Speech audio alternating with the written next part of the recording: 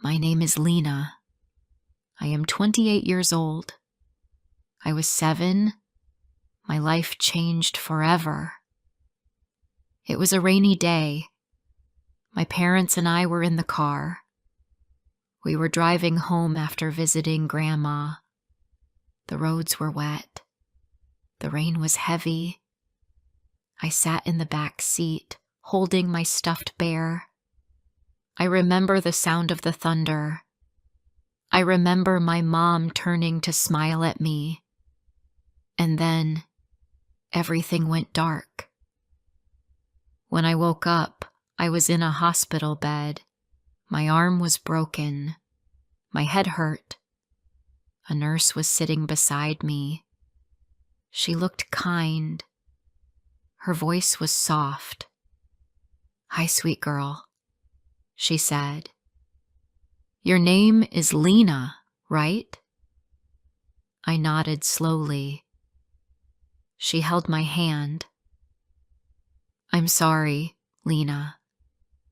Your mom and dad, they didn't survive the crash."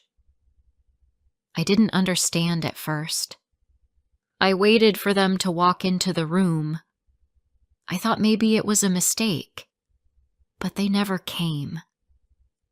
After a few days, a woman came to pick me up. Her name was Aunt Carol. She was my dad's cousin. I had only seen her once at a wedding. She looked strict. She didn't hug me. She didn't smile. She only said, "Come on, let's go." I got into her small car. Her husband, Tom, was driving. He didn't speak to me. I sat in the back, holding my bag and my bear. The car was cold and quiet. When we reached their house, I looked around. It was small but nice. Clean floors, pictures on the wall, toys on the shelf. I saw 2 children playing inside. A boy and a girl, maybe around my age. They were laughing. When they saw me, they stopped. "Who's she?" the boy asked.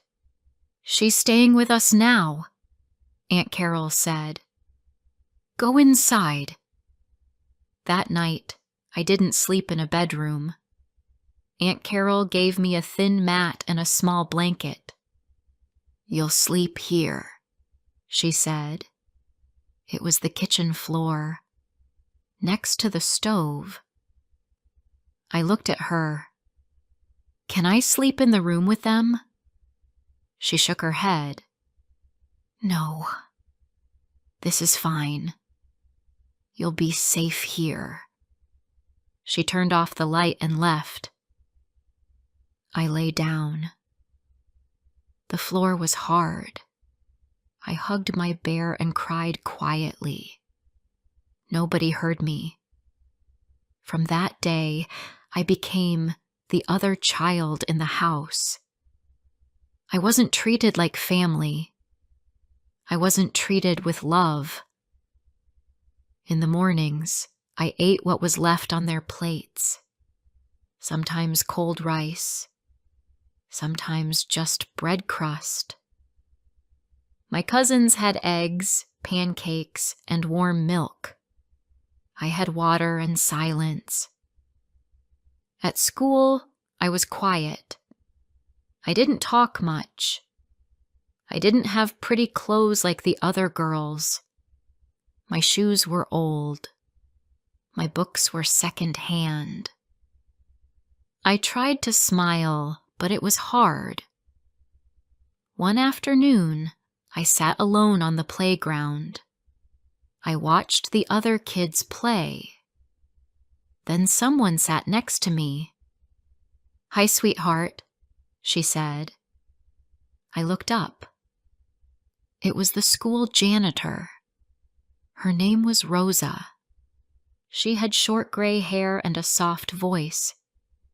She smelled like soap and flowers. "Why are you sitting alone?" she asked. "I don't have anyone to play with," I said. She looked at me kindly. "Would you like a book?" I nodded. She reached into her bag and gave me a small storybook. The cover was torn, but I held it like it was gold. "You can keep it," she said. "And if you want more, come see me after school." From that day, Rosa became my secret friend. She gave me books, old ones from the lost and found, stories about animals, kind people, magic, and dreams. I read them at night under the kitchen table, using a small flashlight I found in the shed. Books became my world. At home, my cousins teased me. "Lena lives in the kitchen," they said. "She smells like soup." "She's not really family." I said nothing. I just listened. And then I went back to my stories, because in those books, I was not small. I was brave. I was seen. I was loved. One day at school, our teacher said, "There is a storytelling contest next week. Anyone who wants to join can sign up."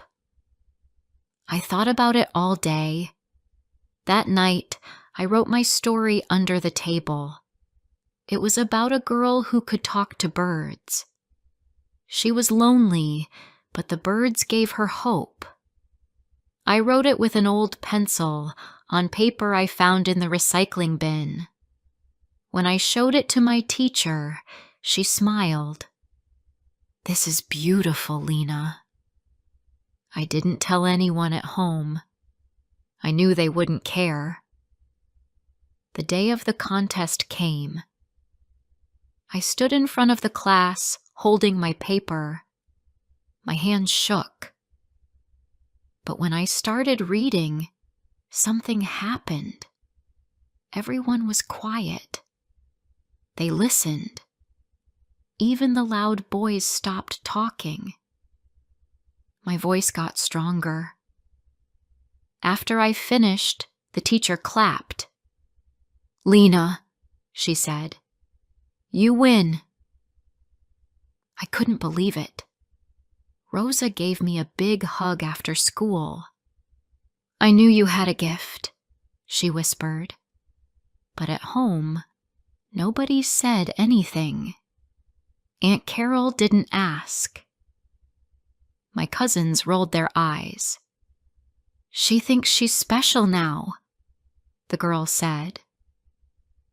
That night, I went to sleep on the kitchen floor, but I held my small prize in my hand, a notebook with a golden cover. It was the best gift I had ever received. When I turned 13, I started cleaning houses after school. I used the money to buy pencils, soap, and sometimes a small chocolate bar. I kept my things hidden under the stove. One summer, Rosa invited me to help at a community health camp. She said I could hand out water and guide people. At the camp, I watched the nurses. They were kind. They helped children wash their hands. They gave medicine to old women.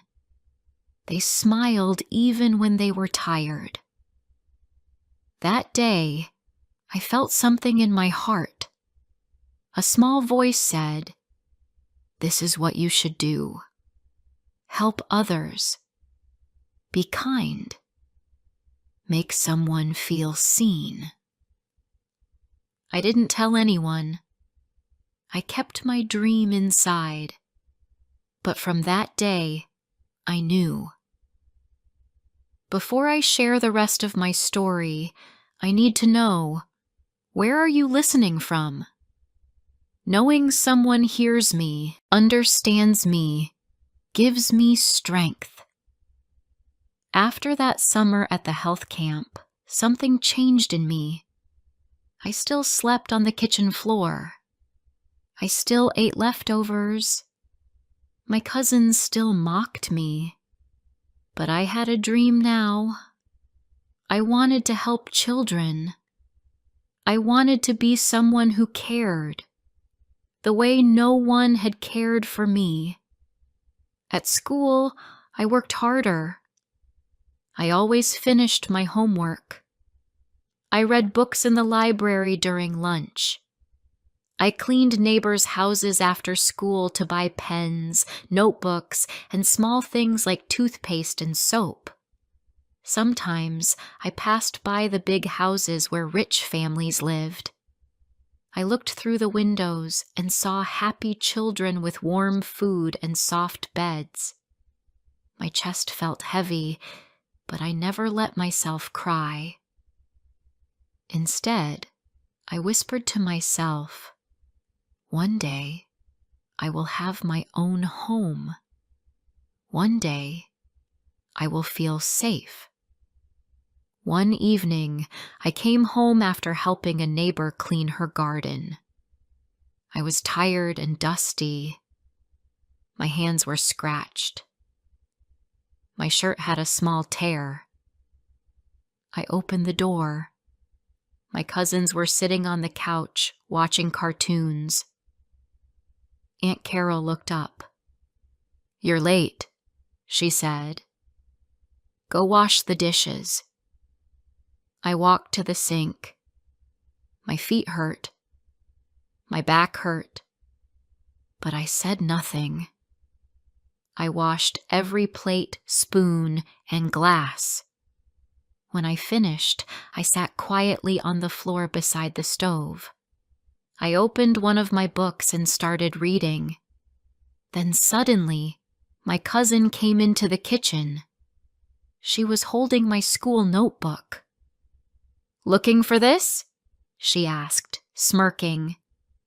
I stood up. "Give it back!" She laughed. "You think you're better than us? You think you're special because of your stories?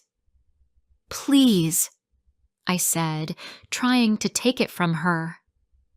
She stepped back, pulled out a pen, and scribbled all over the pages. My neat handwriting disappeared under her black ink. I froze. My legs felt weak. She threw the notebook on the floor and walked out. I picked it up slowly.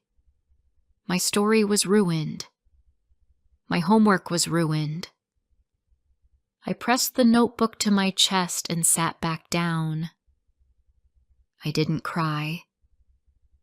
I just closed my eyes and took a deep breath. The next day, I stayed behind at school and told my teacher I had lost my homework. She looked at me and said gently, "Lena, if something is wrong at home, you can tell me." But I didn't tell her. I was scared. I was alone. At 16, I started volunteering at a small youth shelter in town. Rosa introduced me to the lady who ran it, Miss Helen. She was tall, with white hair and a serious face. But when she smiled, it was kind. "Why do you want to help here?" she asked me on the first day. I thought for a moment. "Because I know how it feels to be forgotten," I said quietly. She looked at me for a long time. Then she nodded. "All right, come every weekend. Help with cleaning and read to the small kids." I loved every minute of it. There were children who were sick, scared, or had no families. Some were quiet, like me. Some were loud and angry, but they all needed love. I read them stories. I helped them draw. I gave them hugs when they cried. One little boy, Max, followed me around every weekend. He had big eyes and dirty hands. "Lena, will you come back next Saturday?" he always asked. "Yes," I always said. "I will be here." Every time I walked back to my aunt's house, I felt stronger. I felt like I had a reason to keep going. When I turned 17, I heard about a community college scholarship. It was for students who wanted to study social work or child care. The form asked for grades, teacher recommendations, and an essay. I worked on the essay for 2 weeks. I wrote it under the table at night. I borrowed a dictionary from Rosa and looked up words I didn't know. My topic was, why every child deserves love. I didn't tell my aunt. I didn't tell anyone. I just sent the form by mail. Then I waited. 2 months later, a letter arrived at school. My teacher handed it to me with a small smile. "Good luck, Lena," she said. My hand shook as I opened it. I had won the scholarship. I sat on the steps outside school and stared at the paper. I couldn't believe it. Someone believed in me. Someone thought I deserved a chance. That evening, I went home and told Aunt Carol. She looked surprised. "A scholarship?" she said. "Yes, it said. "I want to study childcare. I want to become a social worker." She didn't smile. "Who will do the dishes? Who will take out the trash?" I looked down. "I won't be here much longer." She said nothing. A week later, I packed my things. Just 2 shirts, my notebook, my toothbrush, and my bear. Rosa gave me an old backpack. Miss Helen gave me a new jacket. "You're going to be all right," she said. I took the train to the city. It was the first time I traveled alone.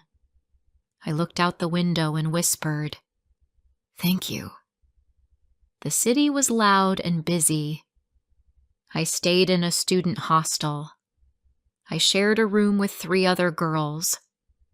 I studied all day and worked at a nearby food stall at night. Some nights, I came back so tired I fell asleep in my clothes. But I never complained. I was finally building my own life. During the 2nd year of college, I joined a program that trained young women in first aid and basic health care. I learned how to clean wounds, treat small cuts, and comfort scared children. I went to small villages and helped mothers understand how to keep their babies healthy. One afternoon, after giving a health lesson, a small girl came to me and held my hand. "Miss, can I stay with you?" she asked. I smiled. "Why, sweetie?" She looked down. "Because you're kind." My throat felt tight. I bent down and hugged her gently. At that moment, I knew something very important. I didn't just want to help children. I wanted to give them a safe place, a home, even just a small room where they could feel loved. That night, I sat at my desk and wrote a dream on a piece of paper. One day, I will open a center for children who feel like I once did, small, unwanted, and lost.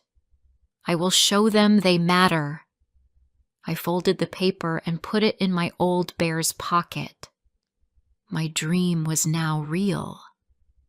3 years passed. I finished college. I passed every exam. I earned my license as a child care worker. I even gave a small speech at graduation. I stood on a stage, in a simple dress, with a shaky voice and a full heart.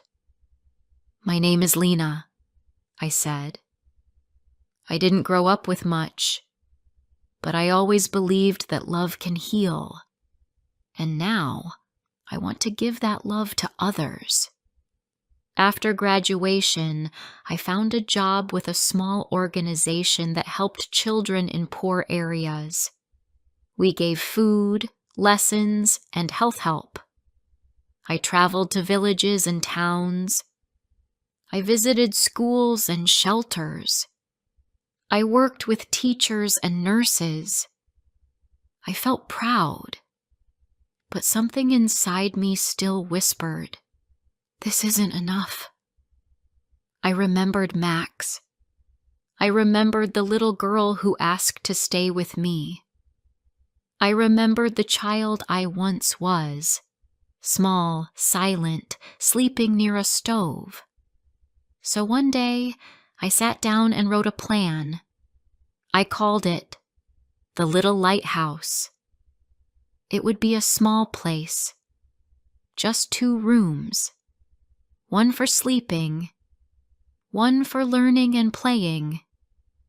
It would be open every afternoon. It would give warm milk, simple food, clean clothes, and most of all, kindness. I shared my idea with my old teacher. She cried and hugged me. I shared it with Rosa. She smiled and gave me her old sewing machine. I spoke to Miss Helen. She said, "Let's find a space." We found an empty room in a small building near a school. The roof leaked. The floor was cracked, but the walls were strong. I painted it with help from other volunteers. We added books, soft mats, a small shelf of toys. Someone donated a heater. Someone else brought cups and spoons. We opened the doors on a Sunday morning. The first visitor was a boy with no shoes. He didn't speak, but he drank 2 cups of milk and sat in the corner with a puzzle. Then came a girl with bruises on her arms. She said she liked stories. I read her one about a brave cat. That evening, I sat alone on the floor. My legs were tired. My back ached. But I smiled. The little lighthouse was real. More children came the next week. Some were quiet. Some were angry. But after some time, they all laughed, played, and rested. Some called me Miss. Some called me Sister. One boy called me Mama by mistake, then quickly looked away. I didn't correct him. I just hugged him. One day, a young man came to the door. He wore a simple shirt, had kind eyes, and carried a small box of crayons and notebooks. "Hi," he said. "I'm Leo. I heard about this place. Can I help?" I looked at him carefully. "Do you know how to listen?" I asked. He smiled. "Yes, I can listen." So he stayed. Leo helped with the older kids. He taught math. He cleaned up after snack time. He never raised his voice. He always waited for a child to speak first. Sometimes we sat in the quiet room after the children left. "You built something beautiful," he said one day. "It's small," I replied. "Just a room." He shook his head. "No. It's a place where children feel safe. That's not small." We worked together for months. Slowly, gently, we became friends. Then something more. One evening, after the last child left, he gave me a small note. It said, "You made a place for others, but I hope you know you deserve a home too." I didn't answer right away. I was afraid. Love had never stayed in my life before. But Leo waited. He never pushed. And one day, I told him the truth about my parents, about Aunt Carol, about the kitchen floor. He listened quietly. Then he said, "You were never weak. You were always strong." Years passed. The lighthouse grew. We added another room. We started a weekend program for teen girls. We gave them books, lessons, and self-care tips. Sometimes I sat by the door and watched the children draw and laugh. One girl drew a house with a sun above it.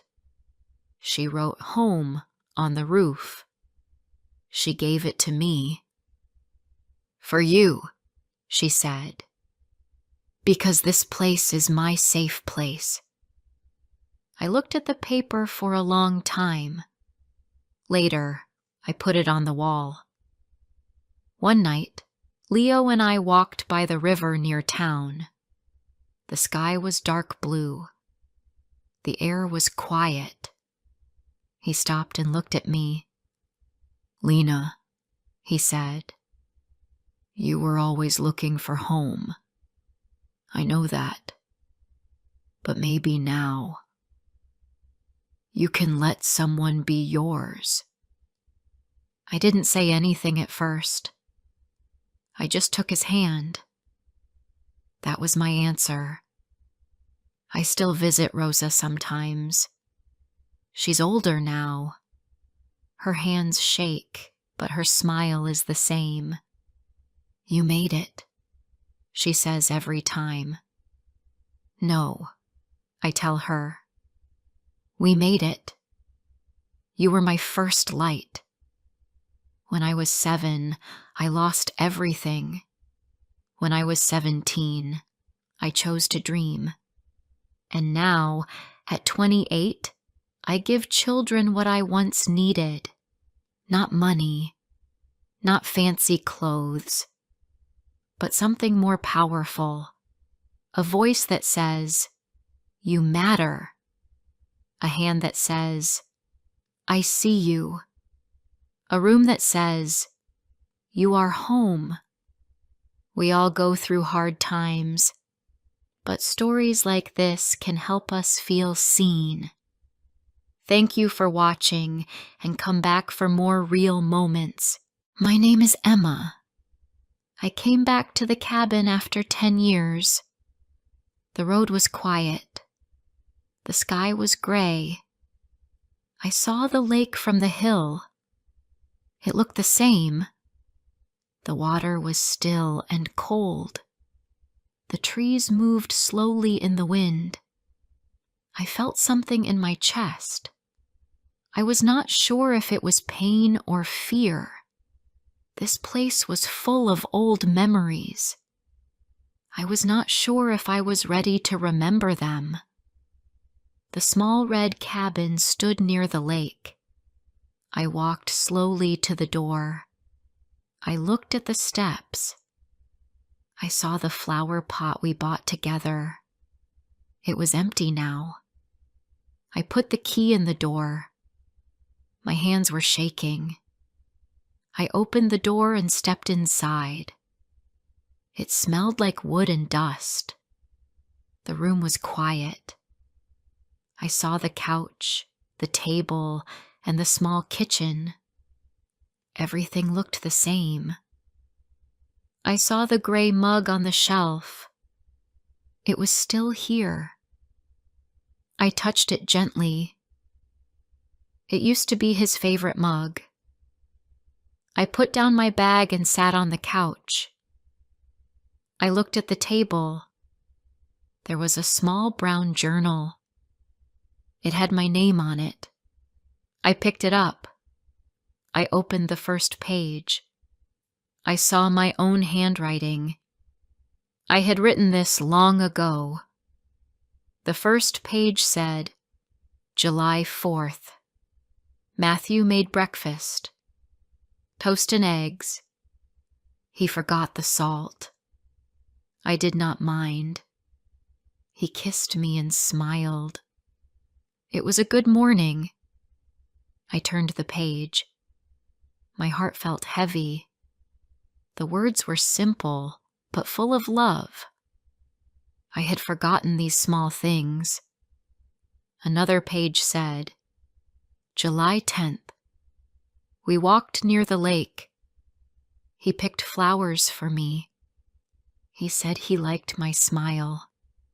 I felt happy and safe. I stopped reading.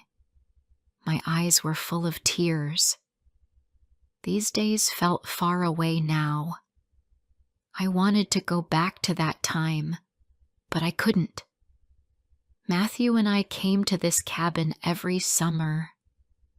We stayed for 2 or 3 weeks.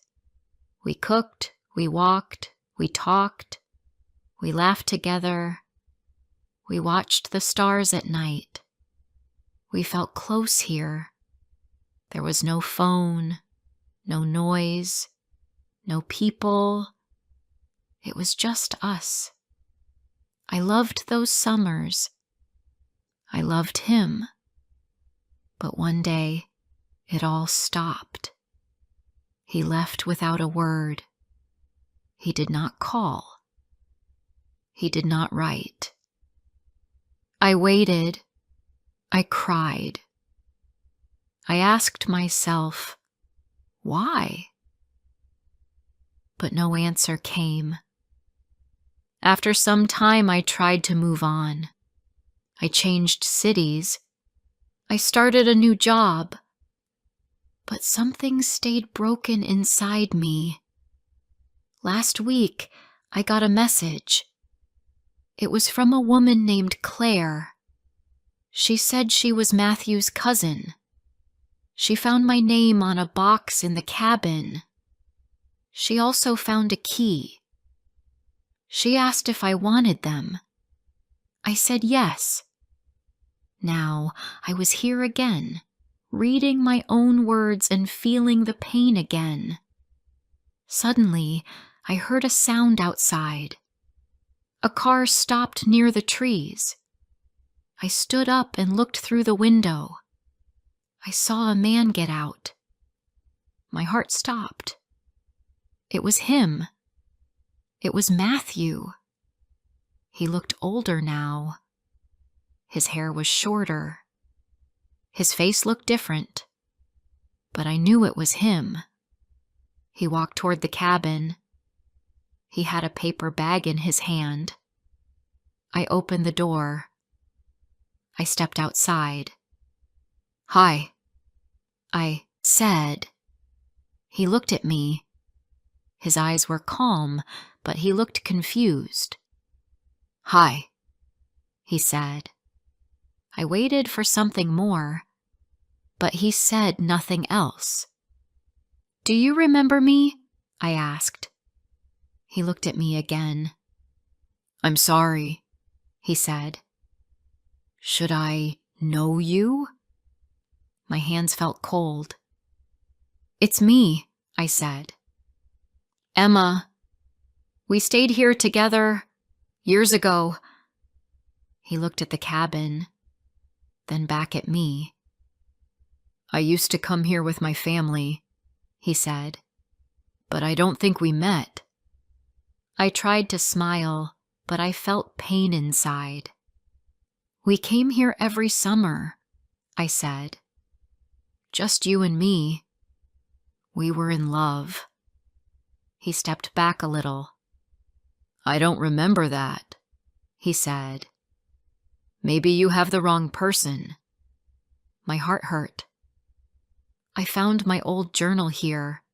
I said. I wrote about us. He looked down. He did not speak. Do you really not remember me? I asked again. No, he said. I'm sorry. I have to go now. He walked into the cabin. I stayed outside. I could not believe it. How could he forget me? How could he forget everything? Later that night, I sat on the couch. I opened the journal again. I read more pages. I saw how much I loved him. I saw how happy we were. I cried softly. I wanted him to remember too, but he didn't. Or maybe he didn't want to. I turned to the last page. It was empty, but I felt something inside the cover. I reached in and pulled out a note. It was a small paper, folded twice. I opened it carefully. I knew that handwriting. It was his. It said, Emma, if I forget, please remember.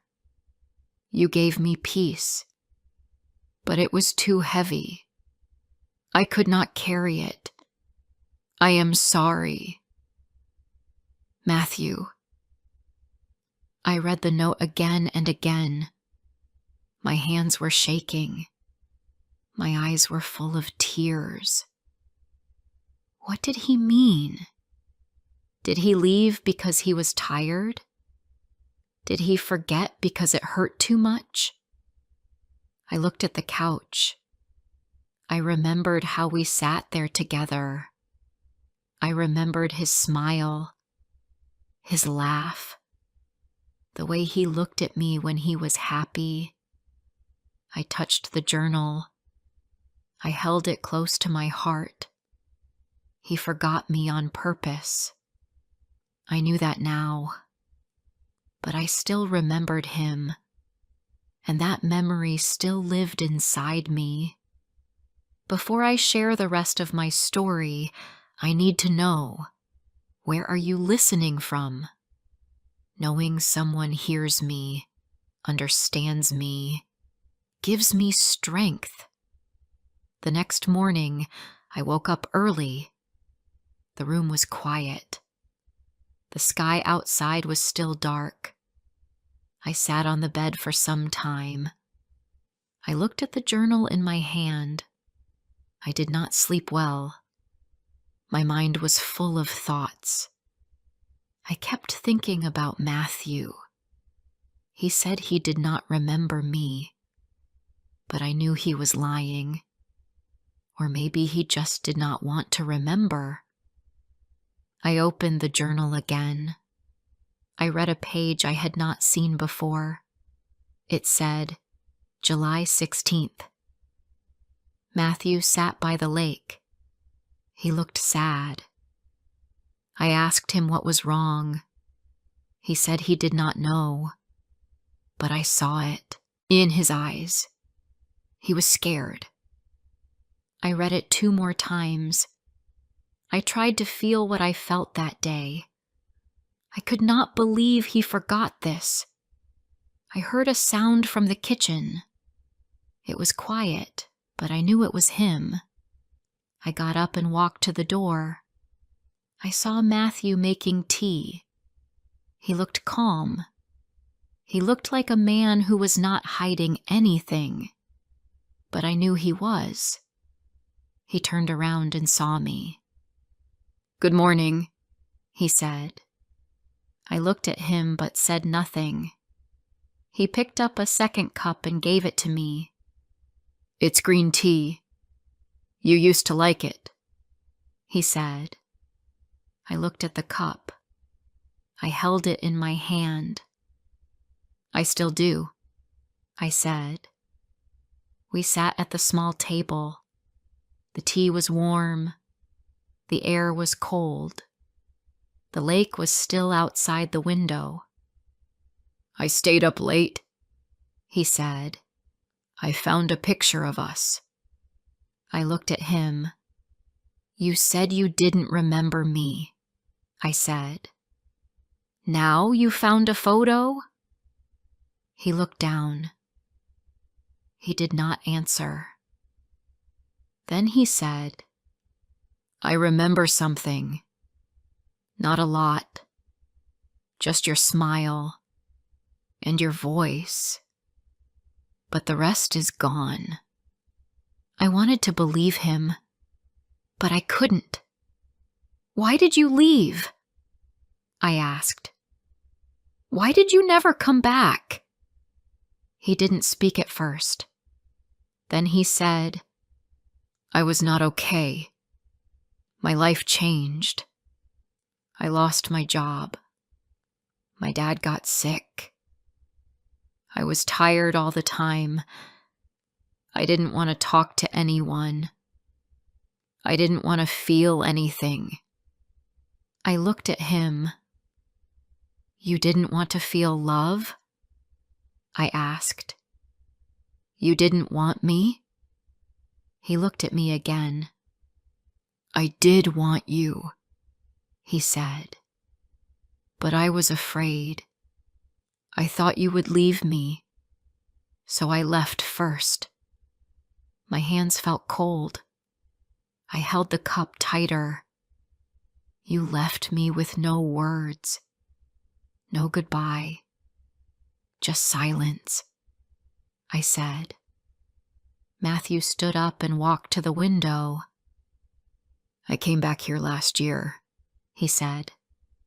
I found your old shoes under the bed. I sat on the couch. I looked at the photos, but I didn't open the journal. I stood too. Why not? I asked. Because it hurt, he said. And I was trying to forget. I did not know what to say. I felt angry. I felt sad. I walked outside. I sat on the steps of the cabin. The sun was high now. The water looked blue and clean, but I did not feel peace. I felt tired. I opened the journal again. I read another page. July 19th. He told me he was scared of losing me. He said I was the only good thing in his life. I told him I was not going anywhere. I hope he believes me. I closed the book. My eyes were full of tears. Later that day, we sat on the porch together. We didn't speak for a long time. Then he said, I'm sorry, Emma. I was weak. I should have stayed. I looked at him. His face looked soft now. Not hard like before.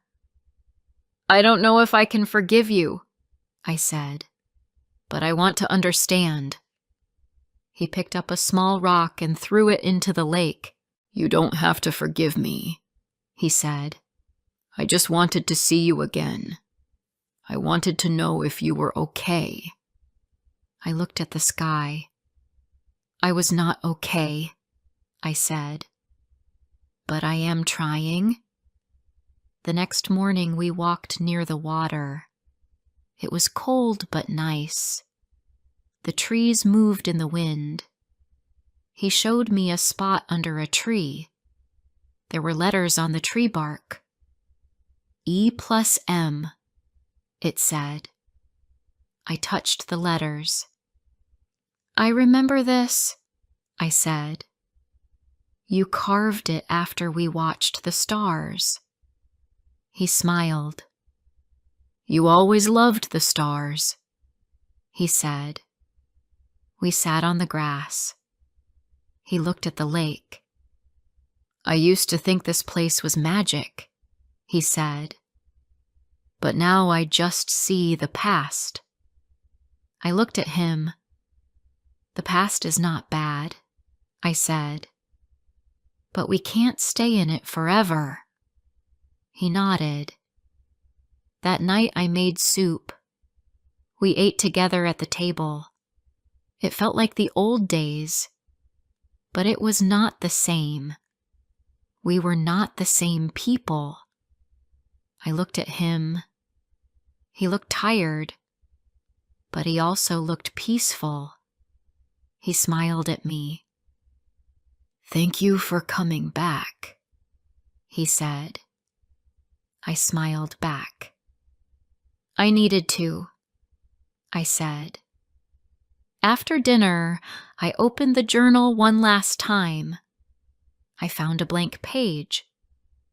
I picked up a pen and wrote, August 2nd. He remembered a little. I remembered everything. But that's okay. I came back for answers. I found peace instead. The next morning, I packed my things. I looked at the cabin one more time. I walked to the lake and stood there for a while. I said goodbye in my heart. I did not cry. I felt strong. I was ready to leave. Matthew walked me to the car. He gave me a short hug. "Take care," he said. I nodded. "You too," I said. I got into the car and drove away. I looked at the trees, the road, the sky. I still loved him, but I loved myself too. I drove for many hours. The road was long and quiet. I saw trees and farms. I passed small towns. I did not play music. I wanted to hear my own thoughts. My hands were tight on the wheel. I felt many things. I felt sad. I felt tired. I also felt calm. I thought about the cabin. I thought about Matthew. I thought about the old days. I thought about the tea, the walks, and the letters on the tree. I thought about the way he looked at me. I thought about his silence. I thought about his goodbye. I looked at the bag next to me. The journal was inside. It was full of my words. It was full of our memories. But the most important part was mine. I wrote the story. I lived it. I did not forget. That was enough. When I got home, I made tea. I sat on my small couch. I looked at the journal again. I did not open it this time. I just held it in my hands. I looked at the window. It was raining outside. The sky was gray. The city felt cold, but my heart was warm. That night, I called my friend Lily. She picked up on the second ring. "Emma, are you back?" she said. "Yes," I said. "I got back this evening." She asked me many questions. She asked about the cabin. She asked about Matthew. She asked how I felt. I told her the truth. "He remembered some things," I said, "but not all. Maybe he didn't want to." There was a short pause. "Are you okay?" she asked. I waited. "I think I am," I said. "I think I'm more okay now than before." The next day, I went to work. I answered emails. I helped 2 new students. I smiled at my coworkers. They smiled back. Everything looked the same, but I was not the same. I felt different inside. I felt quiet. I felt strong. That weekend, I took a walk in the park. I saw a couple sitting on a bench. The woman had her head on the man's shoulder. They looked happy. I smiled at them. I remembered what it felt like to be close to someone. I missed it. But I also knew that love was not always easy. It could bring joy, but also pain. In the next few weeks, I began to write again. I opened a new notebook. I wrote about the lake, the cabin, and the mornings with Matthew. I wrote about the sadness.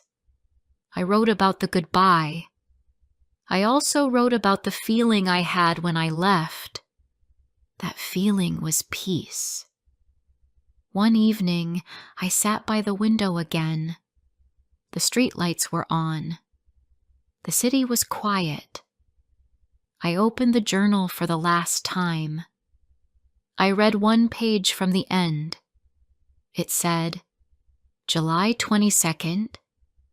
He looked at me and said he was lucky. I laughed.